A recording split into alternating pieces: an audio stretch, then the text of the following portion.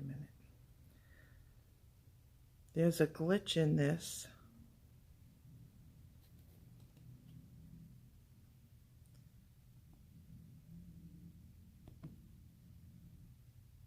Okay, Jose, so when Father finishes the homily, I'm just going to give you the pie sign. Go. This is a reading from the Acts of the Apostles. Peter said to the people, I am sure that you know that in what has been told all over Judea about Jesus of Nazareth, that it all began in Galilee when John was preaching about baptism, and God anointed Jesus with the Holy Spirit and with power, that Jesus went from place to place doing good works and healing people from evil, for God was with him. We ourselves saw all that he did in the land of the Jews and in Jerusalem. They killed him by hanging him on a cross, but God raised him up on the third day, and we have seen him. We ate and drank with him after he rose from the dead. He told us to preach to the people and to tell them that he is the one chosen by God to be the judge of all people, both living and dead. All the prophets tell us that everyone who believes in Jesus will have their sins forgiven in his name. This is the word of the Lord. Thanks be to God.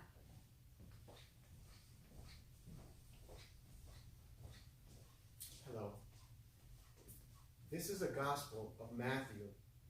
And this is a reading from the Gospel of Matthew. And before we read, let's prepare ourselves to receive his word. And we take the sign of the cross and we're going to put it on our forehead and say, Lord, may your words be on our minds.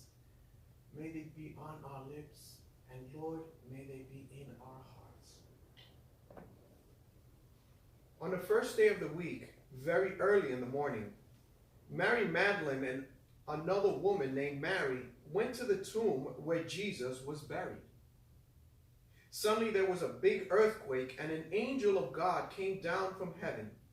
The angel rolled the stone away from in front of the tomb and sat on it. The angel was wearing bright white clothes that were shining like lightning.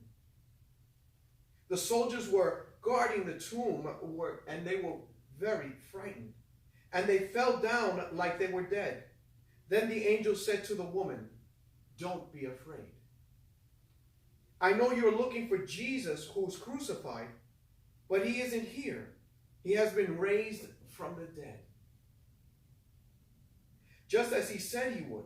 Come and see the place where his body was laid. Now hurry and tell his disciples about this and say to them, Jesus has risen from the dead. He is going to Galilee where you will see him. So the woman hurried away. They were filled with joy, but they were also a little afraid.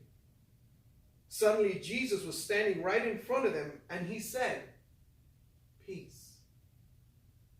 The woman fell down and hugged his feet and worshipped him. Then Jesus said, don't be afraid.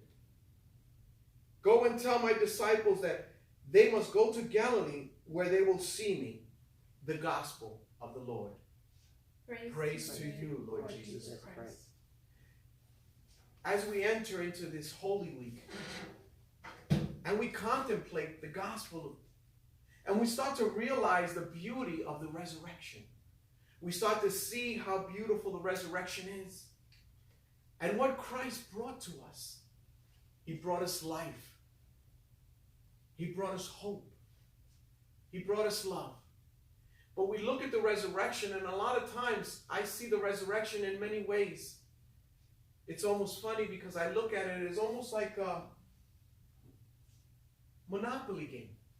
I love Monopoly. My daughter makes me play Monopoly all the time. And Monopoly is an interesting game because if you reach go, if you pass it, you collect 200. But you have to pass it to collect the money. And sometimes we want to go there as fast as possible. We want to collect the 200 because that's the prize, that's the gift. And we get $200. But we sometimes don't realize is that we have to go all the way around. We have to pass and go around the whole board. You just can't go straight to go and collect the 200. And some of us like that. And the resurrection, sometimes we want to get the prize. We want the gift. We want the prize. But we forget that we have to go around the whole entire board. And sometimes when we go around the whole entire board, we're challenged. And it has a lot of positive and negative things. A lot of positive where you gain stuff, and a lot of negative where you have to give up stuff. But life is just the same way. We have to go around the board in order to get to go and collect the prize. And that reminded me of something really interesting when I started reading about the resurrection and learning and knowing that beautiful prize comes with a price on it. It reminded me of my father one time when he came to the house and he surprised me with a TV. I was ecstatic. I was going to get a TV. And I looked forward to watching my cartoons, and I looked forward to watching Bugs Bunny, and I looked forward to doing so many things and watching my favorite programs. And my father said, you can put it in your room. And I said, Daddy, I don't want to put it in my room yet. I said, I want to fix the room, and I want to arrange everything, and I want to put the TV where I can watch it and see it, because right now it's not ready. So my father said, fine. He said, here's the TV. I rearranged the room and fixed everything. So I started moving all the furniture, moving everything around, and rearranging everything to set my television. But it was interesting that when I went and I set the television, it had a cord. And this cord had 3 prongs on it. I don't know if you understand. There was a positive, a negative, and a ground. And when I saw this, I said, I need to plug this in, and I needed to get to the extension cord. So what did I do? I ran, and I got one of the Christmas lights, the extension cord for the Christmas light. And it was interesting how this cord was, because when I unraveled it, and I said, I need to get that extension over to the outlet. And as soon as I did, I grabbed the cord from the TV. And I tried to plug it in, but I couldn't. And I noticed, and I said, but it always works without the ground. It always works without this big one. This big one right here was in the way, and I needed to plug it in. And I said, you know what? I'll just remove it. And what I did was I broke it off. I broke off that ground. I broke off the big one, the big stem, the big prong that was there. When I broke it, and then I plugged it in. It was interesting because when I plugged it in and then I plugged the TV was working fine. It was functioning, and I could see my programs, and I could see everything. And then I was so happy that I went and I got my father, and I said, Daddy, come and see. I have the TV set up. But one of the things that he noticed was he looked at the TV, and then he looked at the extension cord. When he saw the extension cord, he said, why did you use this one? I said, because those are for the lights. And I needed one to get the TV on. And he said to me, son, but how did you get that to work? And I said, well, Daddy, I plugged it in and I broke off the ground. And he said, son, that ground is there for a reason.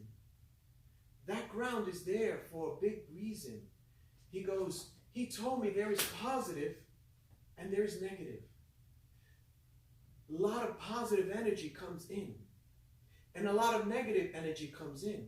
But sometimes when there's too much, you need the ground. You need that ground because it helps us. It helps us, and it helps the TV not to burn out. Sometimes the TV will get so much energy that it'll come in, and if it doesn't have a ground, it will burn the picture that we have. My father taught me a strong lesson, and he let me know that in life, many people want to cut off the ground, but that ground is there for a reason, because we need it.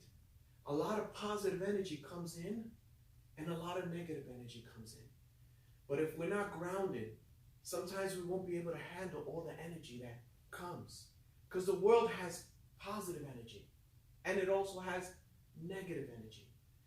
And we need that ground to help us balance things out. And it was very interesting because when Jesus Christ died on the cross, he died on that cross, and it was very symbolic to me because when I noticed there was a cross in the middle. And you see the cross that's here in the middle, you see there's one on the left and there's one on the right. And it was very interesting, brothers and sisters, that right here, Christ died on the cross. And sometimes the cross has to come in our lives. But Jesus Christ is the ground in our life. And sometimes we want to work without it. And it was funny because there was two thieves. One on the right-hand side and one on the left-hand side. One of the thieves was very positive. But there was one of the thieves that were very negative. And one of the thieves that was on the right-hand side, he was so positive. And he even asked Christ for forgiveness. And Jesus Christ said, today you will be with me in heaven. Because he was so positive. And even though he made a mistake, Christ was there in the middle. He was the ground. And that thief who made a big mistake was able to go to the ground, to go to Jesus and ask for forgiveness. And be able to receive what we know now as the resurrection. Because Christ died on the cross to give us glory. And many times the cross seems to be an ugly thing. Sometimes the cross seems to be something we don't want to see. Sometimes the cross looks a little ugly, but you know what? I love the orchid. The orchid is a beautiful plant. It is my favorite plant, and I enjoy the orchid so much. I love the orchid. And the most interesting about the orchid is that they grow beautifully, but sometimes the head becomes a little too heavy. And when the head becomes too heavy, sometimes what we need to do is we need to put a stake in the ground. Because the stake is not meant to harm it. It's actually meant to help it grow straight. And sometimes God allows these beautiful crosses in our lives. He allows crosses in our lives not because he wants to harm us or to take us away, but in the contrary. The crosses helps us grow straight. It helps us to grow straight. And sometimes if our head gets a little too heavy, the cross helps us to grow straight up. And that's what the cross is in our lives. We have to see the cross as something that helps us to grow straight. It helps us to be stronger. And in the gospel today, we were reading about the resurrection. It was so beautifully put. And when I read and I understand the resurrection, I see the positive and the negative energy that comes in, because many times we notice that there are people who have a lot of money. And though money is positive, money is good. But sometimes all that positive energy could make us think that we're better than others. Sometimes positive energy, when our leaders, our presidents, they get so much power, it's all positive energy, but we need a ground. We need a ground. We need a ground to help us make the right decisions. We need a ground that sometimes so much energy comes inside that it helps us to ground ourselves. And the gospel today was talking about the resurrection. It spoke about the angel. It spoke about how the angel came in. How this angel came in and he rolled the stone. He rolled the stone. And when I saw that, and on top of it, it said that not only did he roll the stone, but he sat on the stone. And it was so meaningful to me. Why? Because sometimes in order for us to see Jesus, we have to roll some stones. We have to allow God to move the stones in our lives. Because in reality, if we have too many stones inside our cup and our glass, if we have too many stones, what happens? Christ wants to pour himself out into our lives. He wants to pour himself. But sometimes there's too many stones. There are stones that don't allow us to see. And he's saying, you know what? Roll the stone. Roll the stone. Because when you roll that stone, I can pour out myself onto you. I want to be able to pour myself to you. And Christ today is telling us that his resurrection is the beauty that we have. And just as much as I love Walt Disney, just as much as I love Disneyland, that's what heaven is. Heaven is a Disneyland. It is a beautiful place that God has for us. It is a beautiful place that he wants us to share with us. But at the same time, in order for us to see that, he's telling us, roll the stone. Roll that stone of doubt, that stone of fear, that stone of anxiety. Many stones are coming to us, but God is saying, roll the stone. Roll that stone so that you can see me in your life. And also telling us that those crosses that come to us, realize it, that though they might be in our lives, but they strengthen us and they straighten us. So today, let's understand this beautiful word as a resurrection. The resurrection brings life. It brings beauty. It brings happiness. And let us see that for the glory of God. May Jesus Christ continue to bless you. Amen.